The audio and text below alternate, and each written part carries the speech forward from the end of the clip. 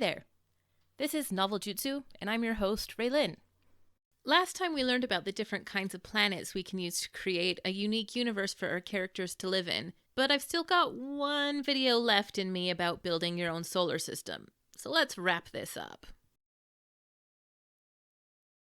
Our moon, sometimes referred to by the names Luna, or more rarely, Selene or Cynthia, has a fairly circular orbit around Earth and is nearly spherical in shape. If you were paying attention in the last episode, this is because of the moon's size.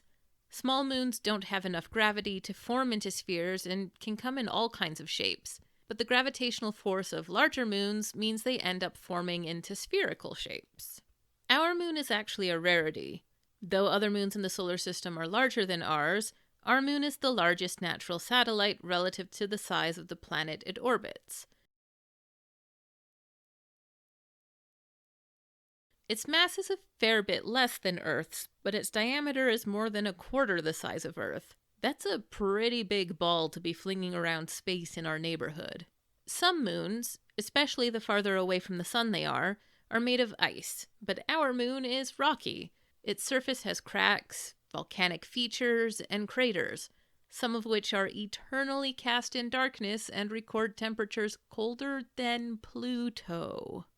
Nowadays, the moon is pretty lacking in the atmosphere department, but evidence shows that wasn't always the case. However, its current lack of atmosphere, along with the lack of geological activity in recent millennia, is part of the reason the surface of the moon is slow to shift and change. This means that the surface of the moon looks today very much like it would have thousands of years ago. But maybe you want to create a moon with more active geology for your world. Maybe it has erupting volcanoes or even a weather system that means the appearance of your moon is ever shifting. Though liquid water can't long exist on the moon due to solar radiation, ice has been found on the moon's surface, which will be incredibly important should Earthlings ever want to sell off real estate on the moon or open up a lunar hotel. Shockingly, people need water to survive, and until we have major advances in space travel or can turn moon dust into Dasani, transporting water to the moon simply is not cost-effective. Given how brightly the moon can shine at night, it might surprise you to learn that the moon's surface is not very reflective. One of the reasons it appears so bright in the night sky is simply because of how close the moon is to Earth. Imagine if you created a moon that was more reflective. The nights might be far brighter than ours. Maybe you'd risk blinding yourself by gazing up at the moon. But what about lunar phases? The phases of the moon are quite regular, which make them an excellent way to mark a calendar. Many calendars in use in our world are a mix of solar and lunar. You might want to consider how long it takes your moon to go around your planet. Will it make sense for the people in your world to base a calendar off their moon? What about eclipses? On Earth, we're able to witness a total solar eclipse now and then because even though our moon is far smaller than the sun, its closeness to Earth means it appears to be the same size. But what if you had a moon that appeared smaller? Well, it would never fully be able to block out the sun. I imagine this might have a slightly different cultural impact in your world than eclipses do here. Here, there's no shortage of stories set on Earth where people who don't understand how an eclipse works thinks the world is coming to an end because the sun disappeared and cast the world into darkness. A moon too small to completely block out the sun wouldn't be able to turn day to night, but it might be able to give the sun a kind of Eye of Sauron appearance. There could be interesting legends about this in your world's history. If your people believe the sun is a deity, maybe a solar eclipse like this confirms to them that the sun god is watching them. Maybe this is how they explain why it isn't safe to look at an eclipse, because daring to meet the sun god's gaze results in the god punishing you, with temporary blindness and scalding retinas. I would be remiss to end any discussion of the moon without talking about how its gravitational relationship with the Earth affects the tides. The side of Earth closest to the moon's position, as well as the side of Earth directly opposite, bulge, creating high tides. This is true of Earth's waters, but it might surprise you to learn it's also true of Earth's land. Luckily for us, the effect on the land isn't noticeable to our weak human senses, but perhaps you want to imagine a world where the moon's gravitational effects have an even greater impact. So that's our moon in a nutshell, but what about your moon? Consider how many moons you want your world to have. If there are lots of them, do their gravitational pulls ever act on each other? Do they all have circular orbits, or do some of them have elliptical or horseshoe orbits? What are their lunar phases like? Are these moons rocky or icy? Do they have valuable minerals that are rare or absent from your world? Do any of these moons have their own atmosphere? And, perhaps most importantly to sci-fi and fantasy writers out there, could any of these moons support life?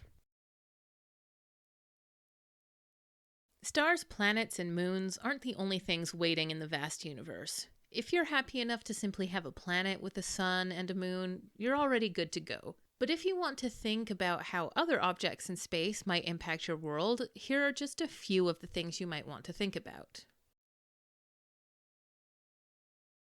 Asteroids are small bodies made of minerals or rock orbiting the sun that aren't big enough to be considered planets, but are larger than 1 meter in diameter. In case you were wondering, that leaves a lot of wiggle room, as there are asteroids we know about that are nearly 1,000 kilometers across. That's 1 million times the minimum size requirement for those of us who are bad at math.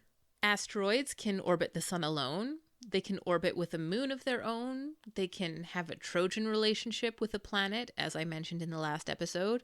Or they can belong to an entire asteroid commune and travel around the sun in an asteroid belt. Our solar system has its own asteroid belt with millions of asteroids located between the orbits of Mars and Jupiter. But there are quite a few asteroids in our own neighborhood, too. There are nearly 1,000 near-Earth asteroids that we know of, and that's only if we're counting the ones that are 1 kilometer in diameter or larger. To all of you out there who fear an apocalyptic event brought on by the collision of an asteroid with Earth, then have fun with that knowledge. I'm sure it's fine. It's fine. For the purposes of science fiction writers, asteroids may make for an interesting plot device, doomsday event, or even a setting. Maybe your space pirates find themselves stranded after trying to escape the intergalactic navy by traveling through an asteroid belt but failing to soar through unscathed. Maybe you're writing a survival story after an asteroid has collided with Earth and wiped out half the population.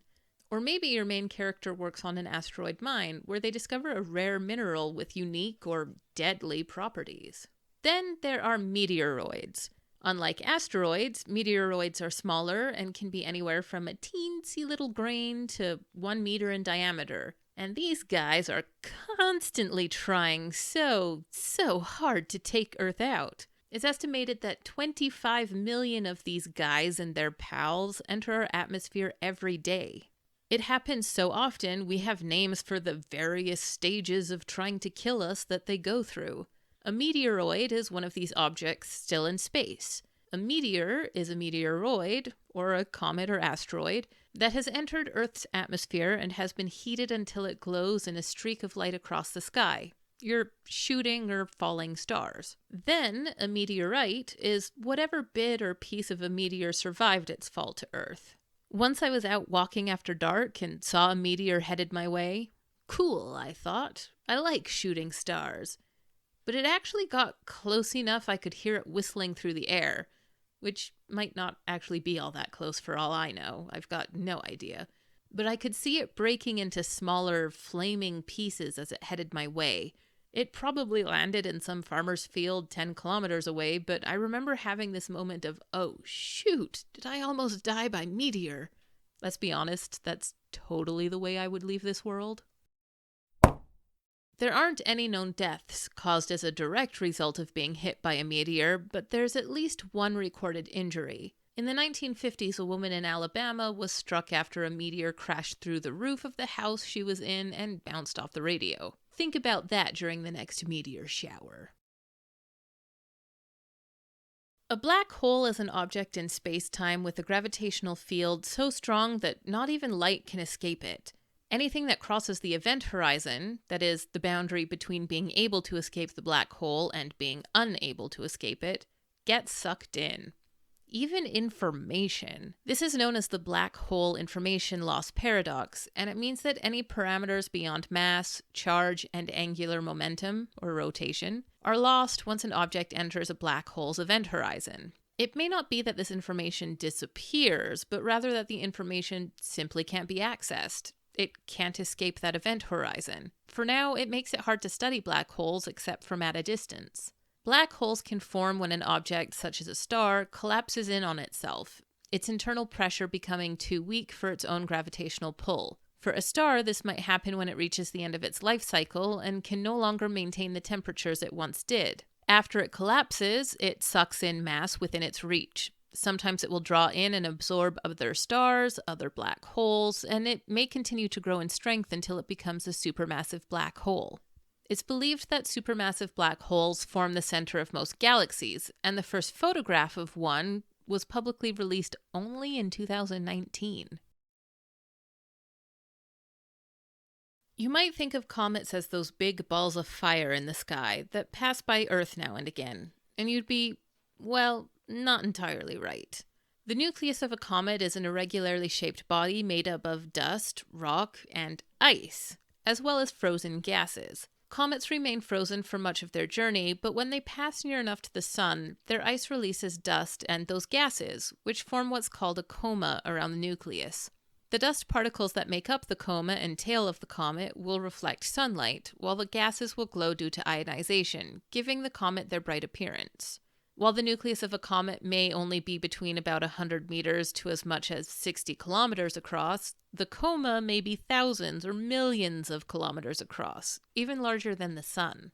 You may think that the tail of a comet follows behind it as it zips along its way, but in fact, comets actually have two tails. Comets do leave a tail of dust that arcs out behind them, known as a Type 2 tail, but their Type 1 tail is made up of gases. These gas particles are more affected by solar radiation and solar wind, and so they will always point away from the sun no matter what direction the comet is going. Larger debris the comet leaves in the path of Earth's orbit may end up becoming a meteor shower once they collide with Earth's atmosphere.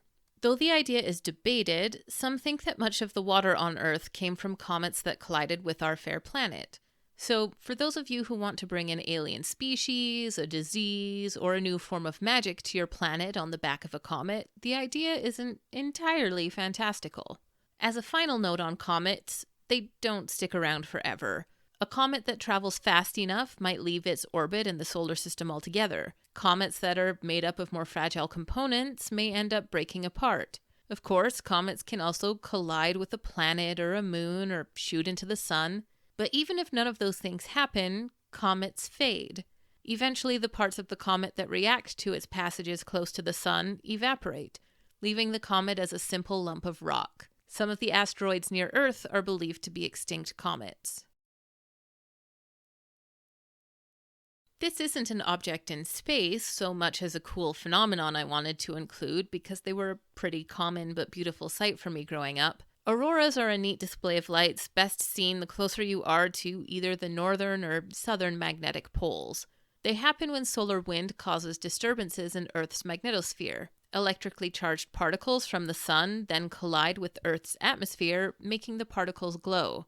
The colors seen in the sky are dependent on what gases the particles are colliding with. For example, greenish light comes from oxygen, but Earth isn't the only place that experiences auroras. Most of the planets in our solar system get them, and so do some moons. Even comets can have them, and the world you build for your novel can have them too. Maybe your atmosphere has a different makeup than ours, and colors that are rarer in auroras on Earth are just your basic variety aurora on your world. Now that we've gone through our videos on world-building astronomy, I can finally talk about Project Noveljutsu.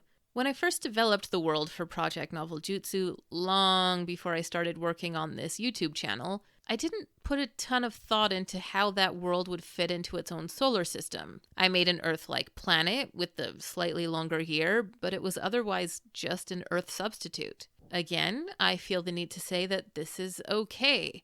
There's nothing wrong with developing an Earth-like planet and moving on. That is allowed. That's fine. It can even be argued that's exactly what most writers should do. But I do find part of myself lamenting that I hadn't considered what other neat things I might have done if I'd put more thought into my world. But, as I've reminded you in other episodes, you don't have to do all your planning for a novel, not even your world building, before you write the book. So I'm going to fit in a little extra world building now. I'll speak on this more when we get to episodes about world-building religion, but one of the major cultures in my world predominantly believe in a trinity of goddesses. Like other goddess triads, they can be arranged into the maiden, mother, and crone figures. I thought it would be great if there were 3 celestial bodies that might play into this culture's beliefs about their goddesses.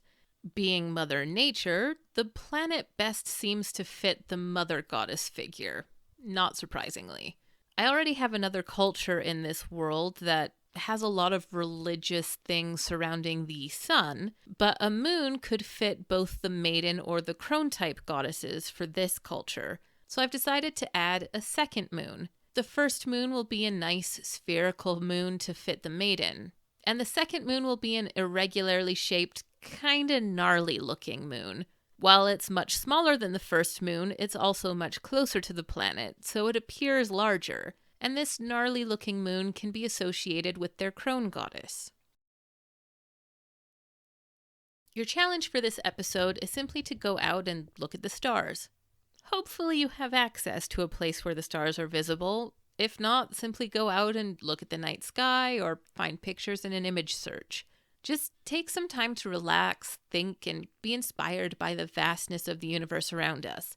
I think we often don't take the time to do this, and it can be very inspiring. So that's it. Just go watch the stars. Let your mind wander and wonder. Even if you don't come away with any answers to the universe, at least you'll have let your mind take a needed break, and that's important too. That's it for this video and for our discussion on building your own solar system. Was there anything in this episode that surprised you? You know the drill. Links to my website and social media are in the description box below. Anyone who'd prefer to leave a comment on the transcript of this episode rather than here on YouTube, it's free to hop on over to my blog. Next time we'll start talking about building the geography of your world, so I hope I'll see you in the next episode.